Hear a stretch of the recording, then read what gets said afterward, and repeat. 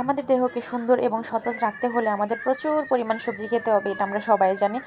তো আমি আজকে রান্না করব সবজি, রান্না না ভাজি করব। আমার মা হচ্ছে রুটির সাথে ভাজি খুব পছন্দ করেন। আমার মা যেহেতু ডায়াবেটিসের পেশেন্ট, তো তার হচ্ছে রেগুলার 2 টাইম রুটি খেতে হয়। যে সে 2 টাইম খায় না, 1 টাইম খায়, সেটাই আজকে সেই জন্য আজকে বলতেছিল যে একটু ভাজি কর, ভাজি দিয়ে খেলে একটু ভালো লাগবে।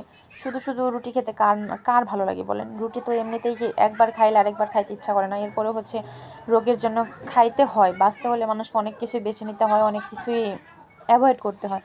তো এরপরে হচ্ছে আমি ভাজিগুলোকে ভেজে দিব। আর শীতকালে ভাজি মানে কি বলবো, শীতকালে প্রচুর পরিমাণ টাটকা সবজি পাওয়া যায়। এই সময়টাতে আপনারা যত ইচ্ছা সবজি খেতে পারবেন। টাটকা সবজি তো সবারই ভালো লাগে, রান্না করলেও ভালো লাগে, ভাজি করলেও ভালো লাগে।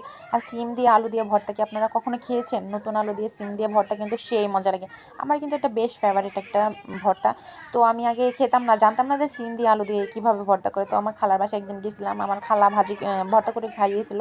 তো সেটা আমার মুখে এখনও লেগে আছে। এখন বানাই কিন্তু সেরকম টেস্ট আর পাই না। যাই হোক, আমার কিন্তু সংসারের কাজ, রান্নাবান্না আমার খুব পছন্দের একটা কাজ।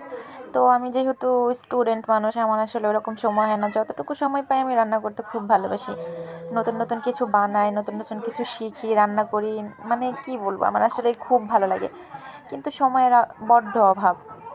দেন হচ্ছে কিছুদিন পরে জব করব, জবের জন্য সময় আসলে অতটা হবে না। তারপরেও তো রান্নাবান্না করে খেতেই হবে। আমার আসলে রান্নাবান্না করতে খুব ভালো লাগে, ভালো লাগে সংসার গোছাতে। মেয়েদের শান্তির একটা জায়গা মনে হয় রান্নাঘর, তবে আমার নিজস্ব কোনো রান্নাঘর নাই। হ্যাঁ, হবে কিছুদিন পরে, কিন্তু কতটা সময় দিতে পারবো আমি জানি না। কারণ জবের পারপাসে তো আমার ঢাকার ভিতরেই থাকতে হবে। অন্যের রান্নাঘর আসলে ওইভাবে সাজানো হয় না।